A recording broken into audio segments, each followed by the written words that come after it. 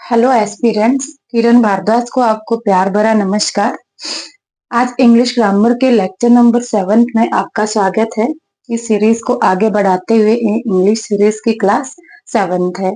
जिन भी स्टूडेंट्स ने ये प्रीवियस क्लासेस नहीं देखी है, एक बार वो पीछे की क्लासेस देख ले, उसके बाद यहाँ से आगे कंटिन्यू करें। तो आज बात करेंगे हम पास्ट परफेक्ट टेंस की। जैसे कि आपको बोर्ड पे भी दिख रहा होगा कि ये 7th लेक्चर है इंग्लिश ग्रामर सीरीज का, और इसमें हम जो टॉपिक पढ़ेंगे वो है पास्ट परफेक्ट टेंस का। पास्ट परफेक्ट टेंस पढ़ने से पहले आपको एक बार बताना चाहती हूँ कि प्रेजेंट परफेक्ट आपको अच्छी तरह से समझ आ गया होगा। उसमें जितने भी इम्पोर्टेंट फैक्ट्स रहते हैं, इम्पोर्टेंट मटेरियल है, वो आपको समझ आ गया होगा।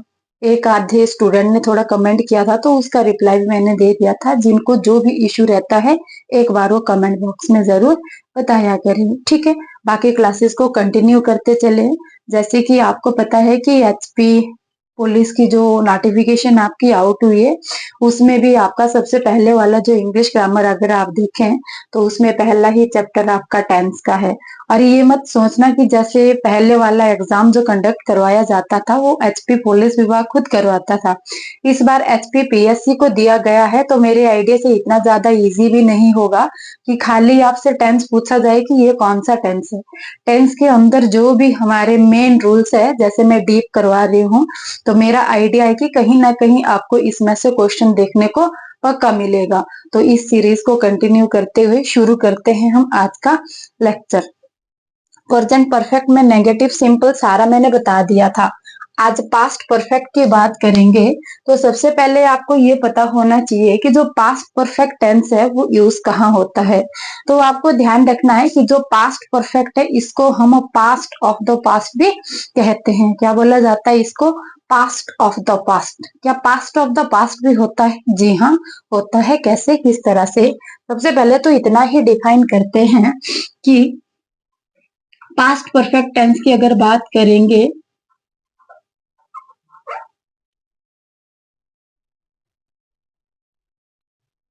तो इसको कौन सा टेंस बोला जाता है? Past of the past tense बोला जाता है। ये किस तरह के एक्शन में यूज होता है? सबसे पहले रूल्स की बात करते हैं।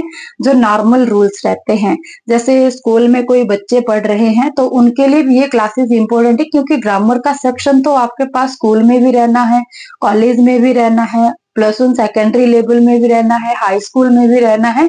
तो सभी के लिए ये क्लासेस बहुत इंपॉर्टेंट है। ऐसा नहीं है कि कॉम्पिटेटिव एग्जाम्स के लिए ही है।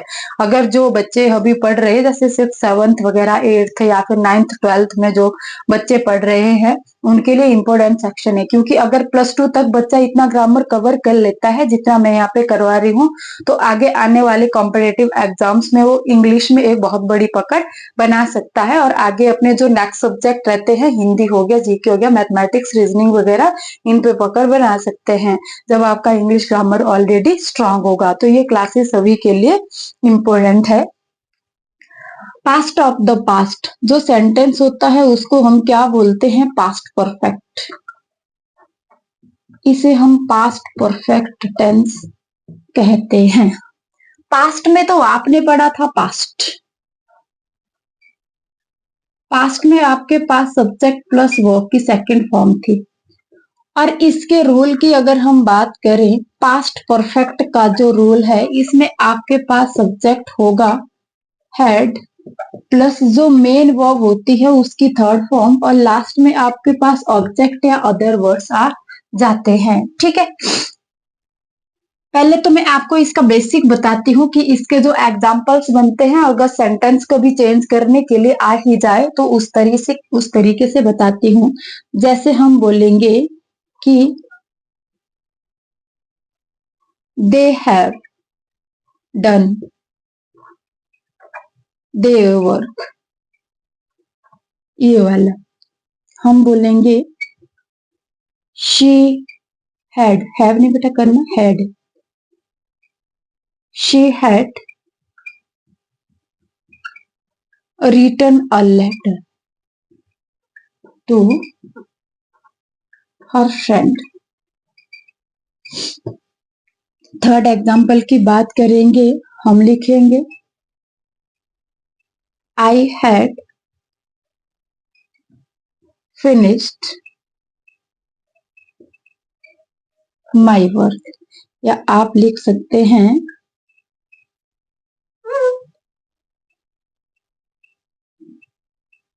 Reena had cooked food for the guest। ये तो आपके पास कुछ बेसिक से एग्जाम्पल रहते हैं किसके रिगार्डिंग, पास्ट परफेक्ट टेंस के रिगार्डिंग, जो आप पहचान सकते हैं कि पास्ट परफेक्ट टेंस जो है उसमें कौन कौन से टेंस और कौन कौन से सेंटेंसेस यूज होते हैं, इसकी फॉर्मेशन क्या रहती है, और आगे जो आपके पास इसका स्ट्रक्चर है बनाने का वो रूल्स क्या रहते हैं, कौन सी फॉर्म यूज होती है, कौन कौन सी इसमें कंडीशंस होती है। तो मेनली आपके पास ये रहता है पास्ट परफेक्ट। कोई भी सेंटेंस आपके पास दिया जाता है और बोला जाएगा कि पास्ट परफेक्ट में चेंज करना है, तो ध्यान रखना है पास्ट परफेक्ट की जो स्ट्रक्चर है वो क्या रहता है। सब्जेक्ट आएगा हेड, और आपको पता है मैंने बताया है पहले भी कि हैज, हैव, हैड, इन सभी के बाद जो वर्ब की हमेशा थर्ड फॉर्म रहती है। तो ज्यादा कंफ्यूज आपको नहीं होना है, ध्यान रखना है कि कौन कौन से, मैंने बताया था कि हर एक आदमी की जैसे हमारी अलग अलग पहचान होती है वैसे ही इनकी भी अलग पहचान होती है। ये तो सभी को है, हम बोले नाक भी सभी को है, कान भी सभी को है, मुंह भी सभी को है, आंखें भी सभी को है, पर इसकी जो शेप है वो डिफरेंट टाइप से बनी होती है। तो सेम सी बात है कि टेंस तो परफेक्ट, अगर पास्ट परफेक्ट की बात करें तो ये तो टेंस तो ये भी है, इसके जो आगे सेंटेंस बनते हैं वो सेंटेंस है, प्रेजेंट इंडेफिनिट के भी सेंटेंस होते हैं। पर बात कहाँ पे रहती है, स्ट्रक्चर पे रहती है कि जो इसको बनाने का जो स्ट्रक्चर है वो थोड़ा सा डिफरेंट रहता है।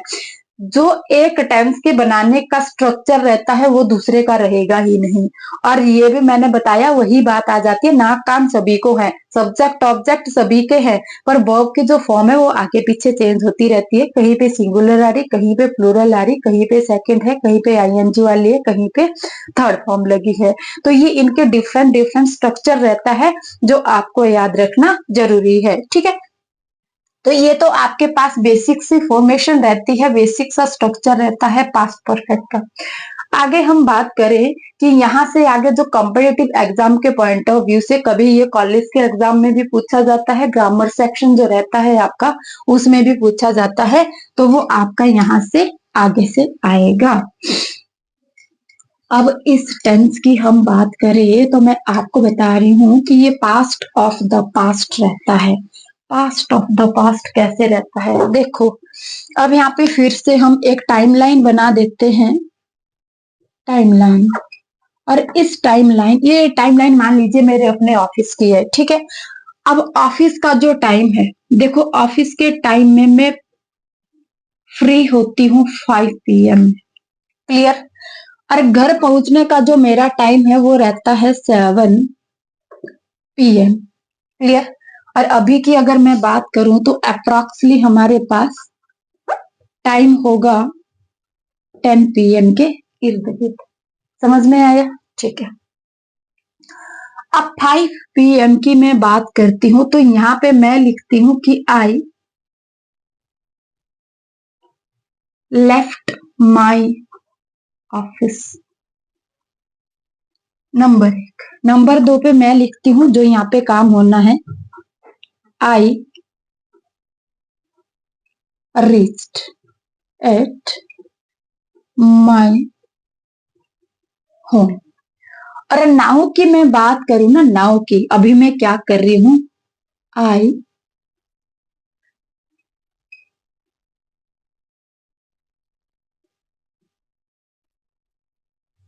टुक होती है ना सेकंड फॉर्म, देखिए आई टुक माई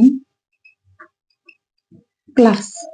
ये 3 टाइम हमारे पास दिए गए हैं कि सबसे पहले तो 5 बजे मैंने ऑफिस को छोड़ा, 7 PM पे मैं घर पहुंची, और थर्ड ये मेरा प्रेजेंट का टाइम है जो मैं अभी क्या कर रही हूँ काम, वो वाला रहता है। तो आपको याद रखना है कि जो हमने अभी से पहले काम किया है वो पास्ट में जाता है, सभी को पता है पास्ट में निकल जाता है। अब अभी तो मैं यहाँ पे हूँ, ठीक है, यहाँ से पहले मैंने क्या काम किया, घर पहुंची, ठीक है। और इससे भी पहले मैंने क्या काम किया, इससे भी पहले मैंने ये काम किया कि मैंने ऑफिस को छोड़ा। अब अगर इन तीनों कामों में से मैं आपको ये पूछूं कि इन तीनों कामों में से मैंने सबसे पहला काम कौन सा किया है, तो सबसे पहले के रिगार्डिंग आप तो बोलेंगे कि मैम सबसे पहले ये था और सेकंड वाला ये था और ये वाला तो अभी फिलहाल काउंट नहीं होगा क्योंकि ये तो मैं प्रेजेंट टाइम में कर रही हूँ। ये तो फिर आपको पता है कि I am taking my class, ये तो आपका कंटिन्यूअस में निकल जाएगा। तो बात सिर्फ इन दो कामों की हो रही है, ठीक है। अब मैंने बताया कि जो पास्ट परफेक्ट है वो पास्ट ऑफ द पास्ट है। अगर ये पास्ट ऑफ द पास्ट है तो पास्ट वाला कौन सा हुआ हमारे पास, पास्ट वाला वो काम होगा जो आपने अभी से थोड़ी देर पहले किया है। तो अभी से थोड़ी देर पहले मैंने क्या काम किया है, ये काम किया है, एक्शन नंबर 1, ठीक है। और अगर आप बोलेंगे कि इससे भी पहले जो काम किया था, पास्ट ऑफ द पास्ट जो काम किया था वो कौन सा है, तो मैं बोलूंगी कि मैंने ये काम किया था इससे भी पहले वाला। तो जहां तो पास्ट है, जहां पे पास्ट है, ये तो आपको पता है कि वर्ब की सेकंड फॉर्म आ जाती है पास्ट के लिए तो, और इससे भी जो पहले का है ये पास्ट ऑफ द पास्ट कहलाता है। तो आपको याद रखना है कि यहाँ पे क्या आएगा, subject plus had plus verb की थर्ड फॉर्म आएगी पास्ट ऑफ द पास्ट, जिसको हम कहते हैं, और इसी को हम पास्ट परफेक्ट टेंस कहते हैं। ये आपको ध्यान रखना है इतना। जब भी आपके पास ऐसी कोई टाइमलाइन बनती है तो ध्यान रखिए कि वहां पे आप किस तरह से डिस्कस करते हैं। दूसरा, आज तक भी मैंने आपको पढ़ाया है, प्रीवियस क्लास जो अभी आपकी हुई थी उसमें भी पढ़ाया था कि पास्ट की अगर हम बात करें, पास्ट की, तो पास्ट किन कामों के लिए यूज होता है, उन कामों के लिए जो एक्शन फिनिश्ड हो चुका है, ठीक है, जो एक्शन फिनिश्ड हो चुका है उसके लिए हम पास्ट का यूज करते हैं।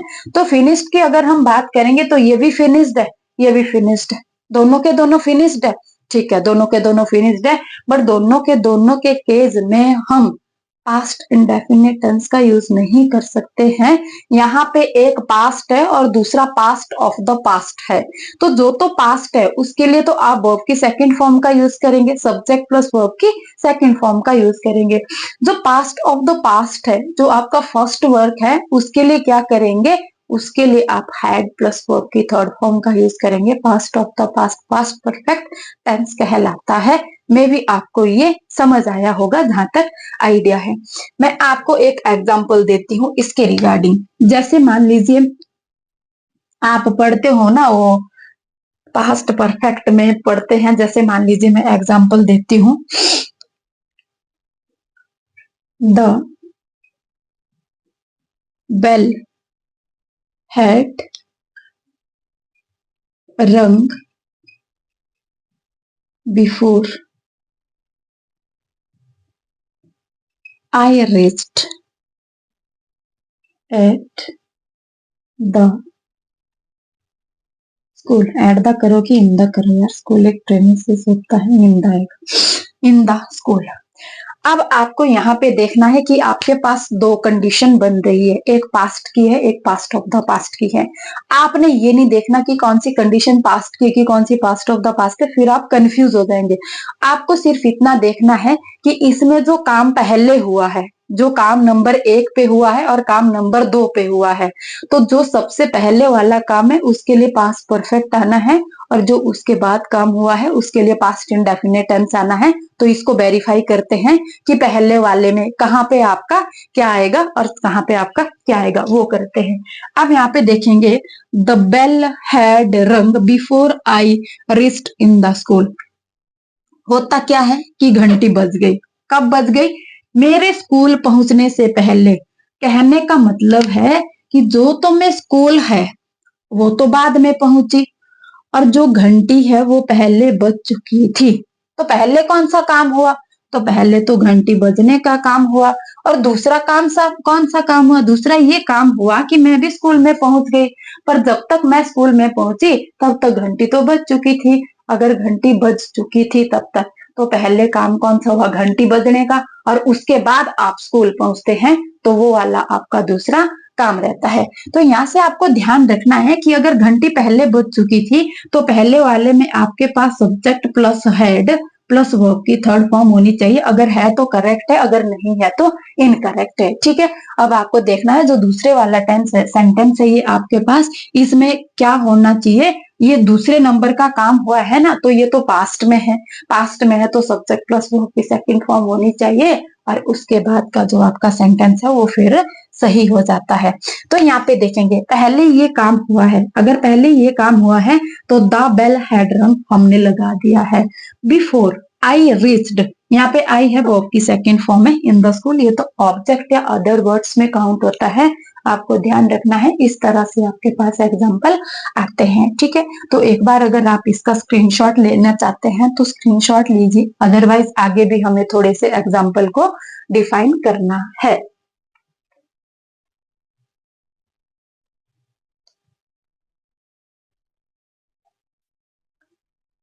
चलो रफ करते हैं इसको।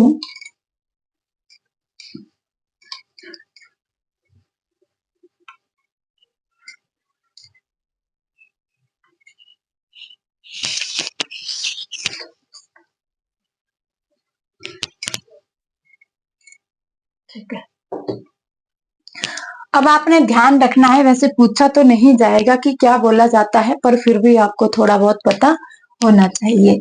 जो आपका एक्शन पहले होता है, जो आपके पास एक्शन पहले होता है नंबर एक का, उसको आप बोलते हैं सबसीक्वेंट।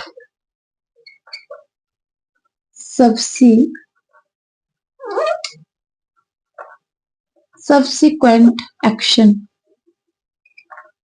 और जो कार्य आपका बाद में होता है उसको आप बोलते हैं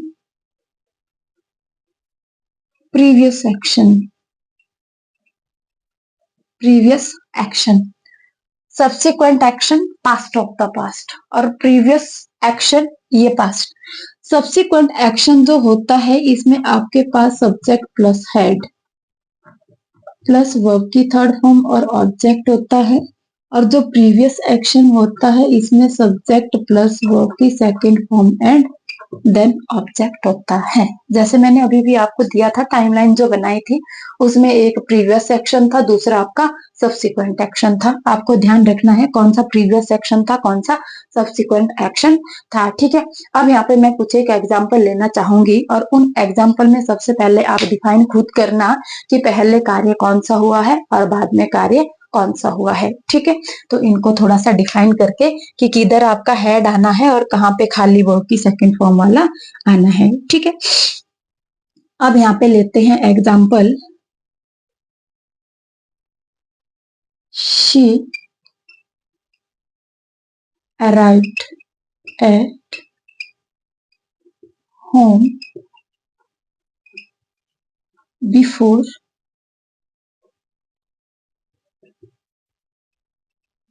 it had rain. Peon rang the bell before the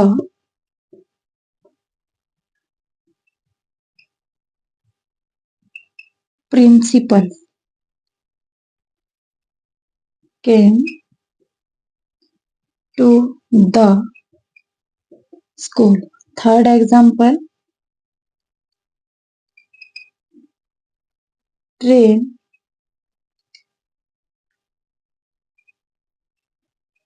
left the station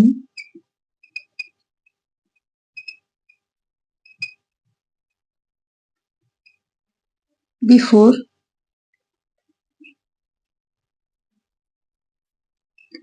I reached at the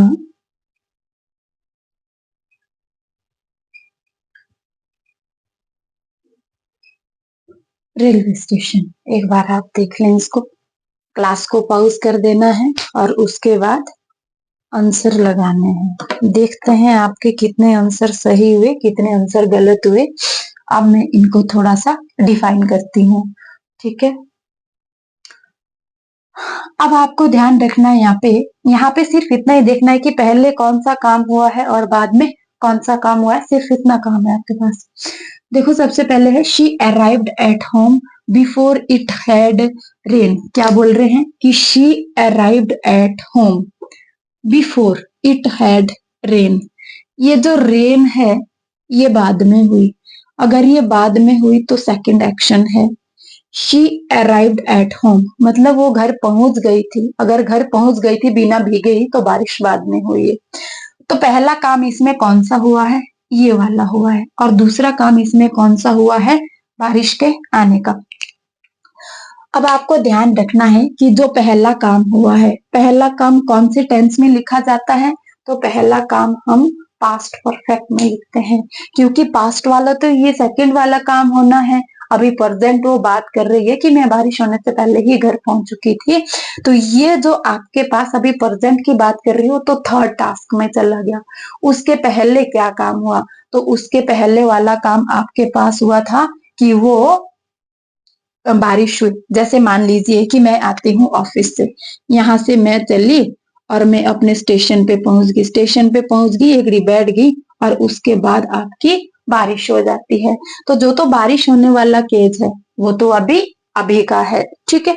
और जो आपका ये घर पहुंचने का है, ये केस आपका नंबर 2 में आएगा। इससे पहले भी कोई काम हुआ है कि मैंने ऑफिस छोड़ा है, तो ये नंबर 1 में आएगा।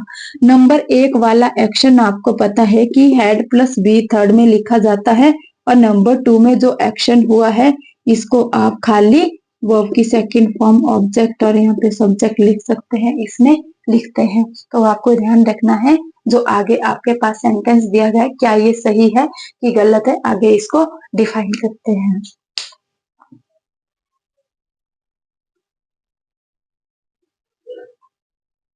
अब इसमें एक्शन 1 छांट लिया, ये एक्शन 1 था, ये एक्शन 2 था।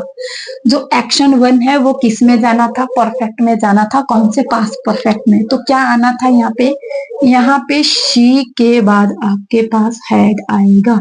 She had arrived at home before it. अब यहाँ के बाद जो आपका एक्शन नंबर 2 है इसमें आपका जरा भी हेड नहीं आएगा, ये पास्ट इंडेफिनिट में चला जाएगा। तो इट रेन, रेन की सेकंड और थर्ड फॉर्म जो होती है रेन रेन रेन होती है, तो कंफ्यूज नहीं होना है कि वर्ब की फॉर्म नहीं हुई है, यही है, ठीक है। Next, peon rang the bell before the principal came to the school. अब क्या होता है, अब यहाँ पे देखना है पियन आया और इसने घंटी बजा दी। सबसे पहले इसने क्या किया, आया और घंटी बजा दी, घंटी बजा दी, और घंटी बजाने के बाद जो प्रिंसिपल है वो आपके आए और स्कूल पहुंचे। तो यहाँ पे देखो कि पहले कौन सा एक्शन हुआ है, बाद में कौन सा एक्शन हुआ है। तो पहले तो घंटी बजाने वाला एक्शन हुआ है। अगर घंटी बजाने वाला एक्शन पहले हुआ है तो यहाँ पे वर्ब की थर्ड फॉर्म और हेड यहाँ पे होना चाहिए था, जबकि यहाँ पे जरा भी नहीं है। तो आपको ध्यान रखना है, peon had rang the bell before the principal, ये बिल्कुल सही है। केम टू द स्कूल, यहाँ पे हेड नहीं है, केम टू द स्कूल ये बिल्कुल सही है सेंटेंस, आपको याद रखना है यहाँ पे हेड नहीं था, बाकी सेकंड वाला सेंटेंस बिल्कुल सही है। नेक्स्ट है, train left the station before I reached at the railway station. क्या है, train left the station before I reached in. Train चल पड़ी, उसके बाद मैं कहा आ गई, रेलवे स्टेशन में। तो ट्रेन तो छूटनी ही थी जब बाद में आई। तो सबसे पहले काम यहाँ पे क्या हुआ, पहला काम हुआ ट्रेन के जाने का, छोड़ दिया उसने स्टेशन, और उसके बाद नंबर 2 में मैं तब जाके रेलवे स्टेशन पहुंची, ठीक है। आपको याद रखना है, आपको पता है कि पहला जो एक्शन हुआ है वो कौन से टेंस में जाता है, सेकंड वाला एक्शन कौन से टेंस में जाता है। तो यहाँ पे आएगा the train had left the station before I reached at the railway station। दूसरे वाला आपका पास्ट इंडेफिनिट में है तो बिल्कुल करेक्ट भी है। समझ में आया, एक बार ये आप खुद देख सकते हैं, आपको स्क्रीनशॉट लेना है तो भी ले सकते हो।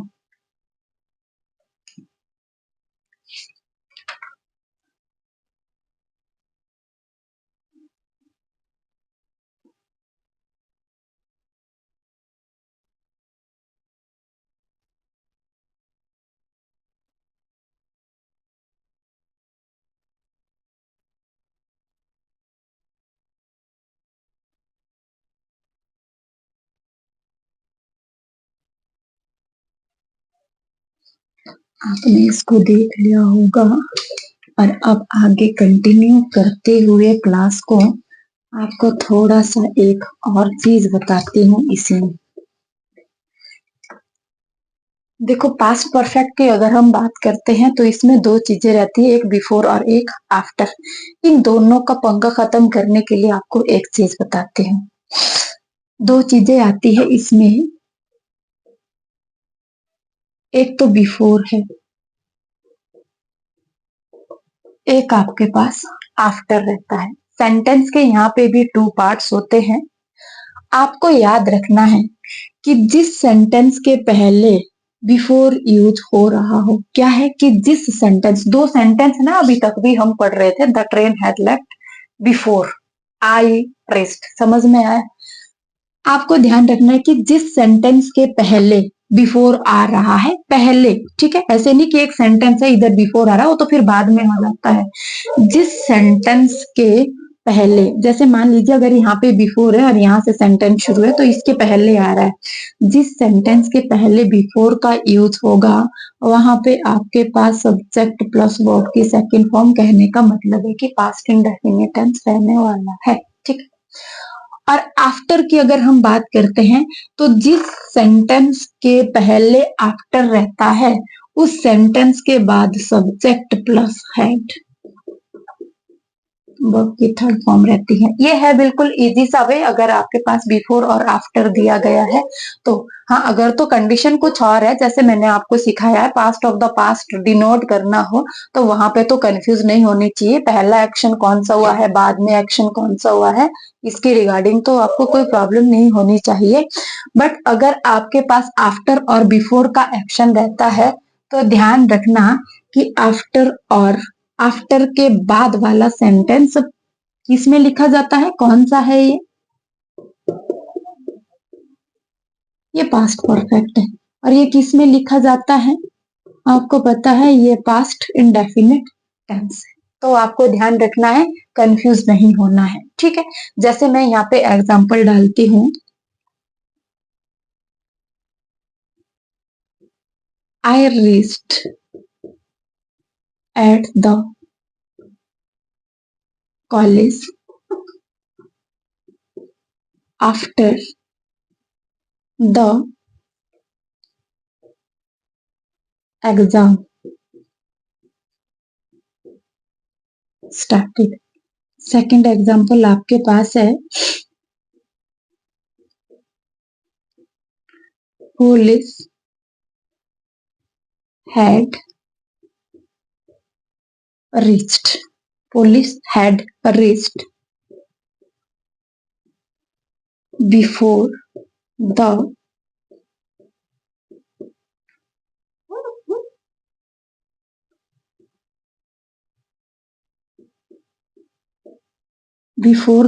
thief had run away. Third example,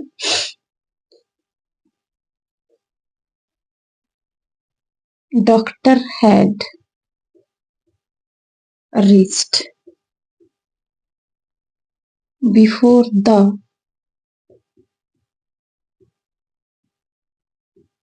patient had died. ये वाले एग्जाम्पल आपके पास दिए गए हैं। अब यहाँ पे दो केस है, बिफोर और आफ्टर की रिगार्डिंग आपने देखना है। वैसे तो यहाँ पे भी अगर आप देखेंगे कि पहला एक्शन कौन सा है, सेकंड एक्शन कौन सा है, तो आराम से आप वेरीफाई कर देंगे। बट अगर समझ ना आए और ये आपके पास दो चीजें दी गई है, या बिफोर है या आफ्टर है, तो यहाँ से आप आराम से वेरीफाई कर सकते हैं। कैसे, यहाँ पे देखो, I reached at the college after the exam started. I reached at the college after the exam started. अब होता क्या है, एग्जाम स्टार्ट हो जाता है, सबसे पहले क्या होता है, एग्जाम स्टार्ट हो जाता है और उसके बाद आप पहुंचते हैं। तो पहले काम कौन सा हुआ, पहले हुआ था एग्जाम स्टार्ट हो चुका था और उसके बाद आप पहुंचे। तो पहला काम था एग्जाम स्टार्ट होने का और दूसरा काम था आपके पहुंचने का। तो आपको पता है कि कौन से वाला पहले हुआ, कौन से वाला सेकंड नंबर पे हुआ। जो सेकंड से पहले हुआ है past of the past past perfect में जाएगा, और जो उसके बाद हुआ है वो पास्ट इंडेफिनिट में आएगा। ये समझ नहीं आया, अगर आफ्टर दिया गया है तो नेचुरल सी बात है कि यहाँ पे आफ्टर है ना, तो आगे देखना है कि आफ्टर के बाद क्या आता है। आफ्टर के बाद हैड प्लस वर्ब की थर्ड फॉर्म आती है, और ये काम जो है वो पहले शुरू हो चुका है, एग्जाम शुरू हो चुका है, उसके बाद हम चले हैं पहुंचने आराम से। ठीक है, तो यहाँ पे आफ्टर है ना द एग्जाम, यहाँ आपको पता लग रहा है ना कि यहाँ पे हैड आना है, had started. I reached at the college, ये तो काम बाद में हुआ था, बाद में हुआ था तो पास्ट इंडेफिनिट में जाएगा, और पास्ट इंडेफिनिट में जाएगा, और जो आफ्टर के बाद का है वो पास्ट परफेक्ट में चला जाएगा। दूसरा एग्जांपल देखेंगे, police had reached before the thief had run away। अब क्या बोल रहा है, बिफोर द, पहले कौन सा काम हुआ है, पुलिस हैड रीच्ड, पहले पुलिस पहुंची, बिफोर किसके, the thief had run away, चोरों ने भाग जाना था, और शुक्र हुआ कि चोरों को भागने से पहले ही पुलिस पहुंच चुकी थी। ठीक है, तो यहाँ पे देखना है कि पहले कौन आया था, police had reached, clear, before किसके, दूसरा एक्शन आपके पास ये वाला है, और दूसरा एक्शन ये वाला है, तो कौन से टेंस में आएगा, before the theft, before the thief run away. Run की सेम फॉर्म होती है, रन रन रन होती है, सभी को पता है। ठीक है, तो before the thief run away. अब ये अगर हमें फर्स्ट और सेकंड वर्ड का पता ना चल रहा हो तो बिफोर तो बड़ी बड़ी आंखें खोल के दिख रहा है ना, अगर यहाँ पे बिफोर है तो बिफोर के बाद सब्जेक्ट प्लस वर्ब की सेकंड फॉर्म आती है, सेंटेंस क्लियर हो जाता है। नेक्स्ट है, doctor had reached before the patient had died. अब यहाँ पे देखना है, डॉक्टर हैड रीच्ड, डॉक्टर पहुंच गया, before the patient had died, तब तक पेशेंट मरा नहीं था और उससे पहले ही डॉक्टर पहुंच गया था। तो पहले कौन सा काम हुआ, डॉक्टर के पहुंचने का। अगर पहला काम डॉक्टर के पहुंचने का है तो वो कौन से टेंस में होना चाहिए, पास्ट परफेक्ट में होना चाहिए। देखते हैं, ये बिल्कुल सही है, पास्ट परफेक्ट में यहाँ से लेकर। नेक्स्ट है बिफोर, अब यहाँ पे बिफोर भी लगा है और हैड भी लगाया है, गलत, समझ आया आपको, क्योंकि ये जो एक्शन है ये आपका सेकंड वाला है, तो यहाँ पे फॉर्म भी वर्ब की सेकंड आनी है। ये वाला था आपका पास्ट परफेक्ट का, जो कुछ एक आपके पास समझने के लायक रहता है, इसको आप एक बार देख लीजिए।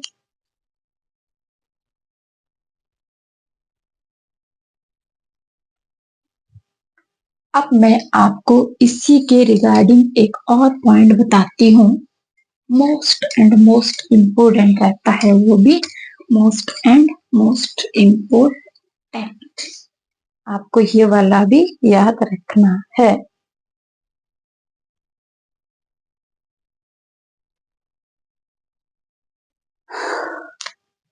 आपके पास एक रूल और है, रूल, ये रूल क्या बोलता है,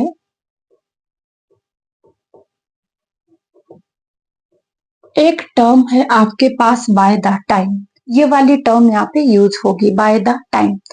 याद रखना कि जब भी आपके पास बाय द टाइम वाली टर्म यूज हो रही है तो बाय द टाइम के तुरंत बाद जो सेंटेंस आएगा वो किस में होगा, पास्ट इंडेफिनिट टेंस में होगा। कहने का मतलब है by the time plus verb की सेकंड फॉर्म, और इसके बाद अगर आगे कंटिन्यू आपका दिया गया है तो उसके बाद आप हैड प्लस वर्ब की थर्ड फॉर्म लगा सकते हैं, जब ये वाला सेंटेंस आपके पास खत्म हो जाता है, और उसके बाद आप इसको हैड में कन्वर्ट कर सकते हैं, जो आपका सेकंड वाला फर्स्ट वाला एक्शन होता है।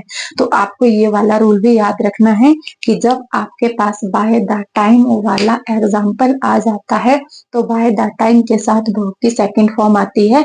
गलती से भी बाय द टाइम के साथ हैड आपका यूज किया गया है तो वहां पे बिल्कुल एरर है। ठीक है, ये कुछ छोटी छोटी एरर है जो हाई लेवल एग्जाम्स में आती है, तो इनको आप ध्यान से देखना। ठीक है, जैसे हम एक एग्जाम्पल लेंगे इसका,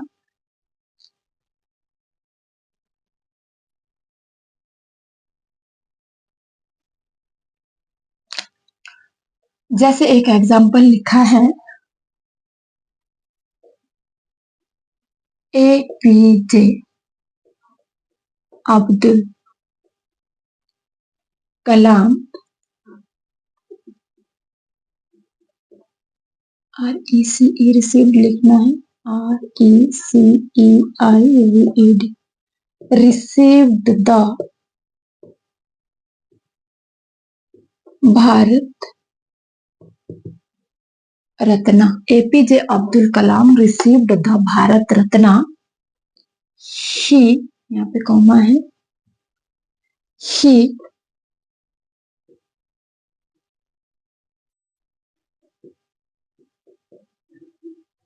discovered missile for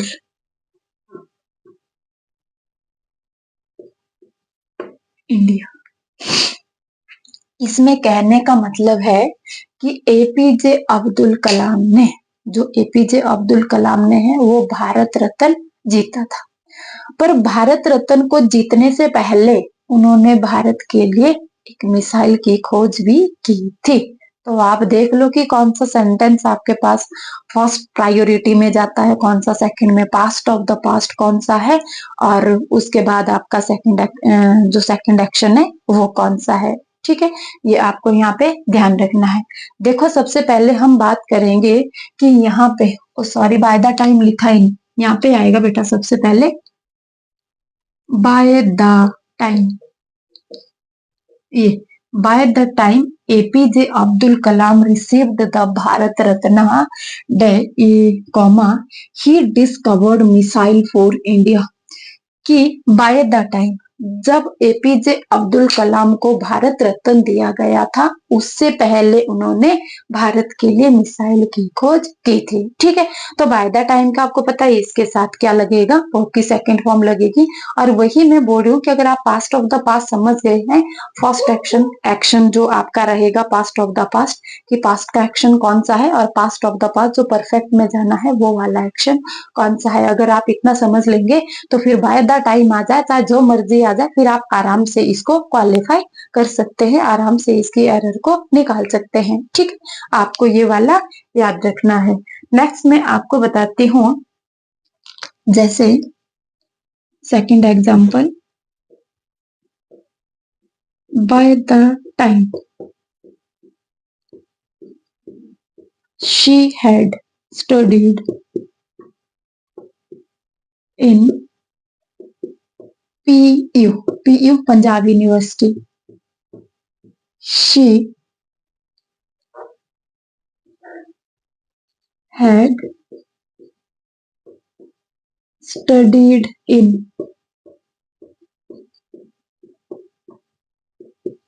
आप अपनी मर्जी से कोई भी एग्जाम्पल बना सकते हैं, और अपनी मर्जी से एग्जाम्पल बनाने की एक आर्ट होती है कि जिस तरह जैसे भी कैसे, सबसे पहले आप स्टार्ट तो करो बनाना, छोटे मोटे बड़े जैसे मर्जी एग्जाम्पल बन रहे हैं बनने दो, इससे आपकी प्रैक्टिस बढ़ती जाएगी, और प्रैक्टिस बढ़ने के बाद जो आप छोटी छोटी एरर्स करेंगे ना वो आपके सामने आते जाएगी, और आपको एरर्स को फाइंड आउट करने का एक क्या है बहुत बड़ा ये मिल जाएगा, और आपको एक आदत सी हो जाएगी कि किस तरह से एक सेंटेंस में जो एरर्स होती है उनको फाइंड आउट करना है। ठीक है, ये थोड़ा सा अगर आप खुद करते हैं तो और भी बेटर हो जाता है। देखो by the time she had studied in PU, कि इस समय तो वो, जो अगर हम बात करें कि अब तो वो PU में उसने स्टडी की है, पर PU में स्टडी करने से पहले उसने शिमला यूनिवर्सिटी में भी स्टडी की थी।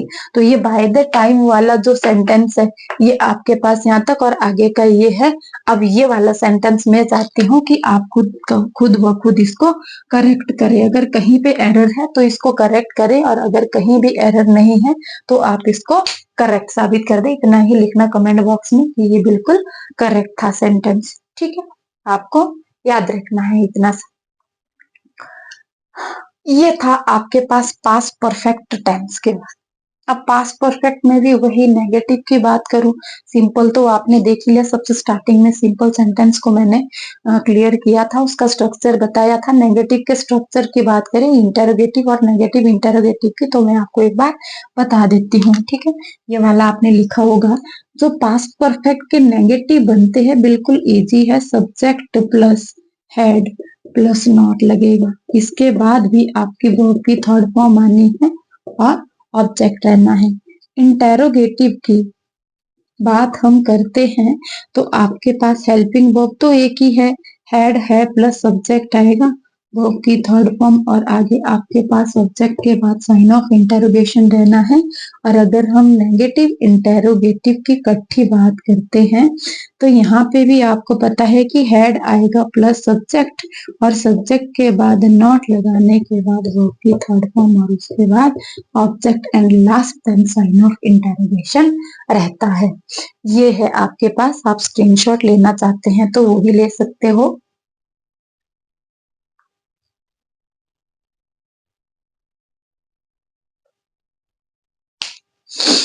आपको एक बात बताना चाहती हूँ कि अगर आप स्टडी के साथ कंटिन्यू रहते हैं तभी आपकी स्टडी आपको बेटर और बेस्ट वे पे ले जाएगी।